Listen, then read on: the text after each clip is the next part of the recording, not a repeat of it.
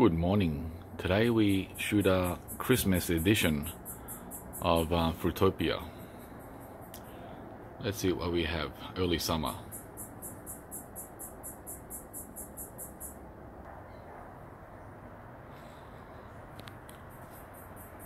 We have a few gingers that I got last year. They're ready to flower. These guys here and these ones here. Trying to get that tropical effect, and some babako coming back again. It's always nice to have a substitute for papaya, which just won't grow here in Victoria. There's a baby babako.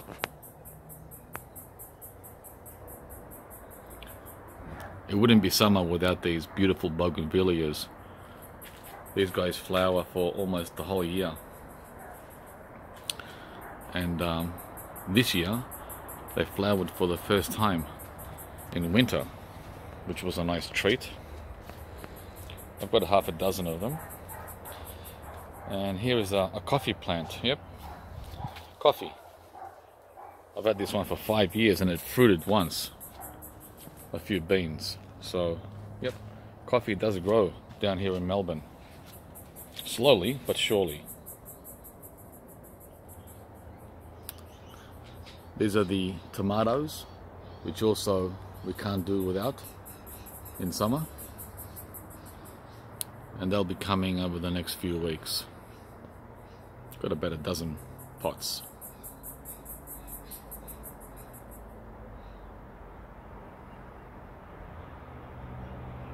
And beside them, I've got this massive fig tree, which gives us a lot of figs every autumn, and sometimes in summer too, but it's mainly a autumn crop. And I've got 3 of these big boys. That's the other fig, same kind, green variety, Italian.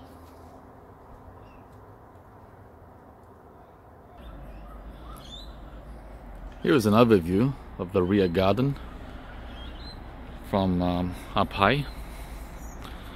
We have a Hass avocado tree, which has only been in the ground for just over 2 years, and it's already wow, 4 meters, and it's loaded with fruit for the first time. And next to it we have apples, a few apple trees which are like 20 years old, and they're also loaded. And got a prune tree there, and then at the back we have an apricot and ladyfinger bananas, and just there is the Jujube Tree, and it's got literally hundreds of fruit this year, which is Chinese date.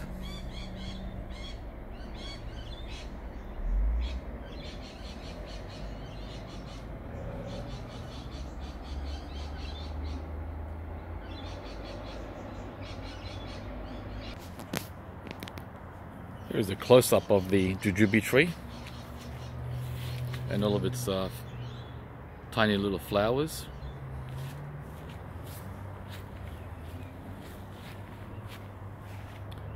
The sun is very strong this morning, so it's sort of shining everywhere.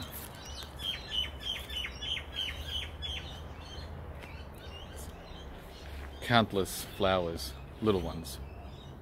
Most of these will turn to fruit.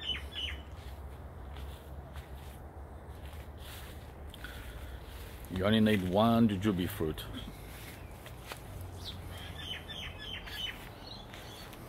One tree, that is. And next to it we have a persimmon. That's the common variety persimmon for you. This year it hasn't produced much fruit. It's only got about a dozen.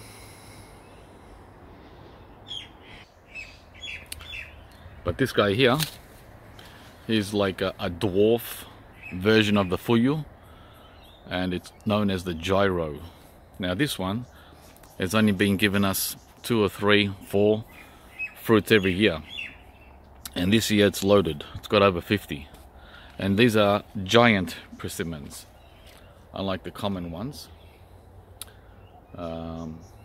Yeah, so you can see they're coming up here.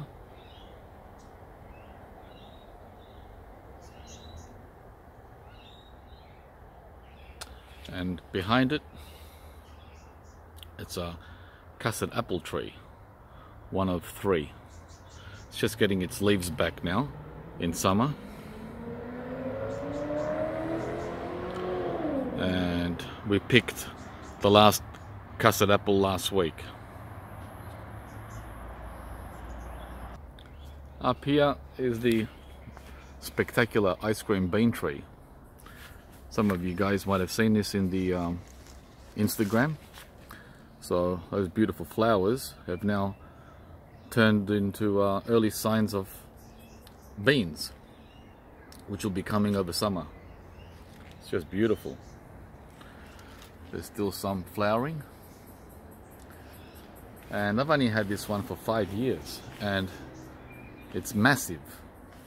It's subtropical, and it's mainly found in northern New South Wales and Queensland, but you can grow it here in the south. Here we've got some sugar cane. I just planted this a few months ago, and it's already up to my shoulder. Here I've got some bananas in pots to protect the lamb has avocado, because avocado doesn't like hot sun when it's young. This guy here is only like 3 or 4 years old. I've only had it in the ground for 10 months. So I'm giving it some protection using the banana leaves.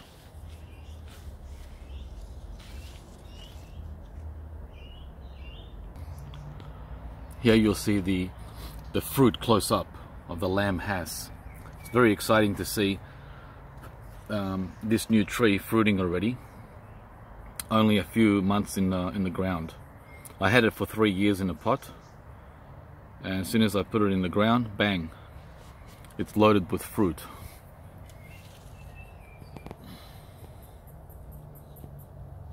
It's got about 20 fruit.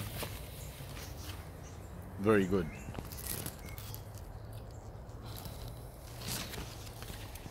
Lamb has growing so well in Melbourne. And this one here is the regular has, which is also loaded. Actually, it's got about 50 fruit on it, and also for the first time getting fruit. And this is the main tree, main avocado. It's almost as high as the house, and it's only been in the ground for just over 2 years, guys. So get these in the ground as soon as you can if you're interested in growing avocado, and go with a Hass variety. Here's another custard apple. This is the main one I planted 6-7 years ago, and it's only given us 2 or 3 custard apples in that time, and I'm hoping this year it'll sort of take off with fruit. But it's been growing steadily over the last 6-7 years. So we really like our custard apples, and they grow slowly here in Melbourne. Some more beautiful lilies. Very sunny today, very sunny. We're off to the beach in the afternoon. And here I've got some more bananas in pots to protect another avocado tree. This is the Pinkerton variety, also planted last March. And This one is known to be very prolific, but in its first year in the ground, it's only seemed to have held on to one fruit, and that's okay, year one. And here it is. So we'll get a sample of the Pinkerton variety of avocado.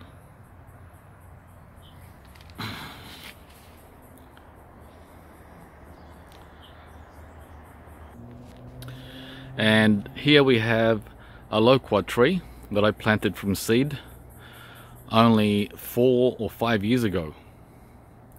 And gee, these grow easy here in Melbourne. And beside it, there's a 20-year-old Loquat tree, which I didn't plant. That was there when I moved here. It was like 4 or 5 years old, and it's massive. And these guys just stopped fruiting a week or two ago. You can see here they've dried up on the tree because we were gone to the Gold Coast, and no one was here to eat them. So this is what happens to loquats if they're not picked. They just shrivel up. Still a beautiful tree. Very tropical looking. My neighbor has one too. Over the fence.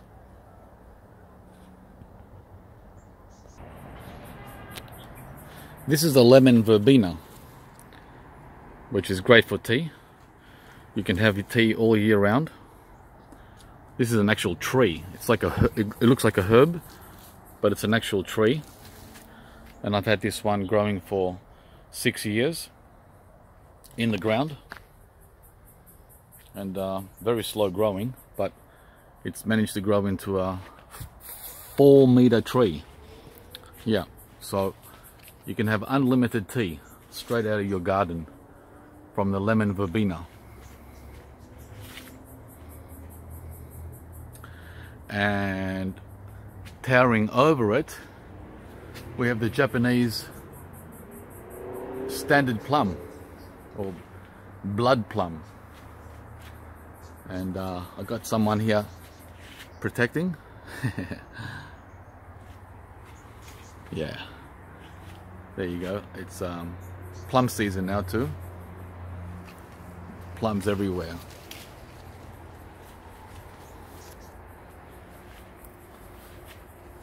It's like hundreds of them. It's raining. It's not raining men. It's raining plums here in Fruitopia.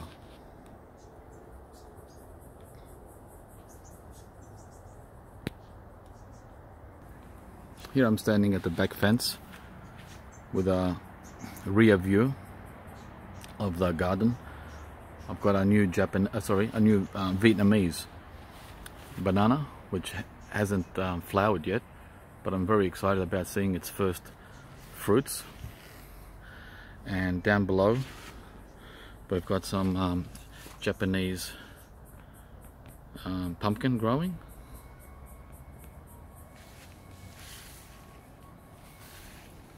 There's some more down there. Japanese pumpkin, known as Jap. In Australia we call it Kent. And then here we have a lemon tree, and that's like over 20 years old, huge. And right here next to it is a orange tree. That's a winter variety. That's loaded in May and June, early winter orange. And here we have an Australian macadamia nut tree. I planted this one 8 years ago. It's given us a handful of nuts, and that was it a couple of years ago. And that's about 4 meters. And beside it, a lime tree. This one bears heavily in winter. Right now in summer they're sort of growing, and it's always loaded. The lime tree, Tahitian lime. And next to it is a grapefruit. This is a ruby red. I planted this 4 years ago. It's still only about 1.5 meters tall. It's getting bushy and thick rather than tall. And then I'll trim it so it goes up, up, up. And we're back to the Pinkerton avocado.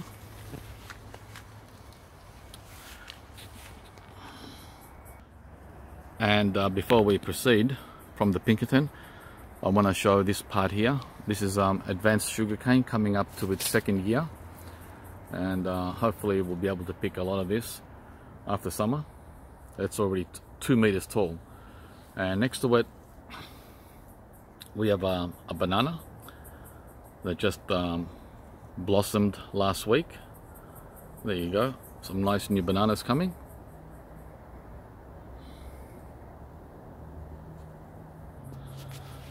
And here we have another Japanese plum tree, and this is usually ready in February, at the end of summer. It's always loaded with a lot of plums.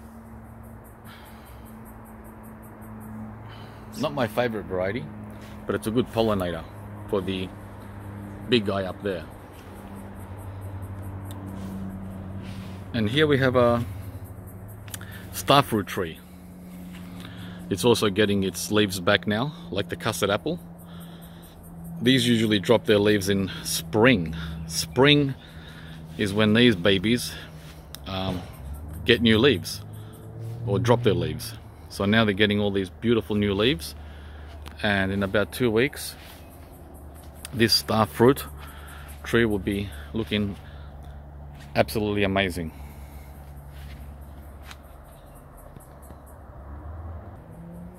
These are also new.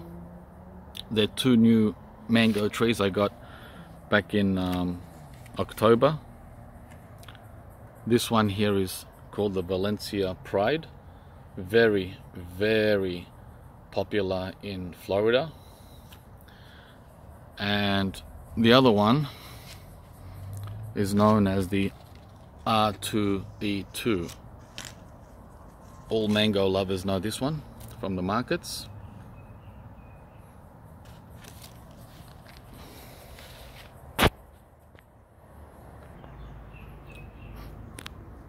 Alright, this one here is slightly rare. Most people have probably never heard of this. This is called the black sapote, also known as chocolate pudding fruit.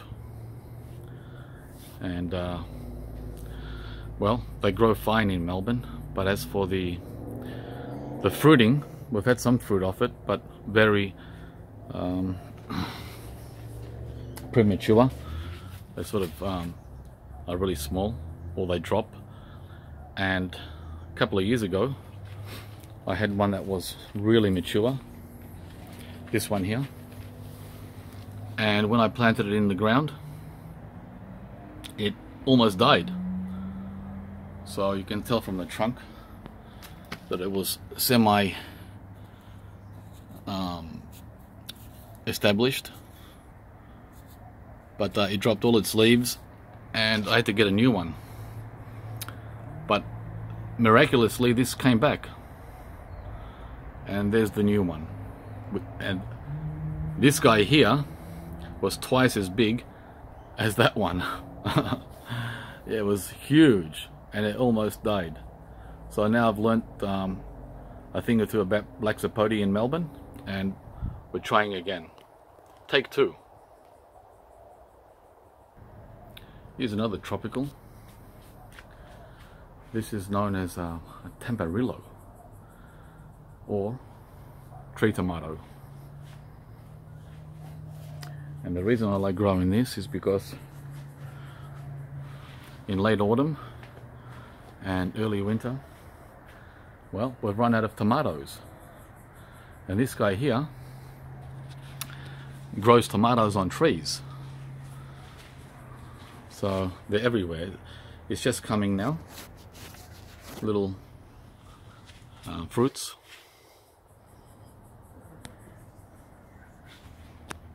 they're tiny. But in about 2 months, 3 months, they'll be big, the size of tomatoes.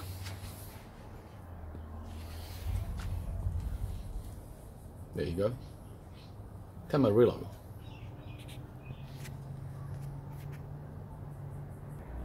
And just like that, we switch over from tropical fruit to cold weather fruit.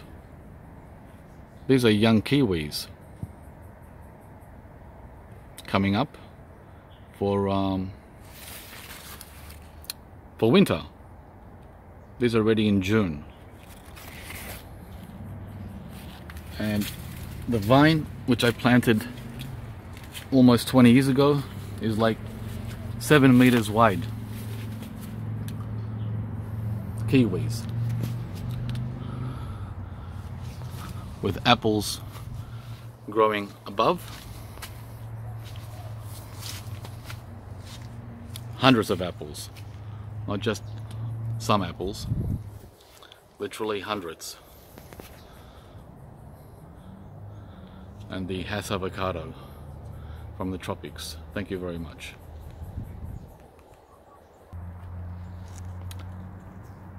These are grapes, also growing here in Fruitopia. A lot of grapes. This has been the best season since I planted this vine back in 2004. Lots and lots of grapes. And these guys here are nectarines on a dwarf nectarine tree that only grows 1.4, 1.5 meters. So a dwarf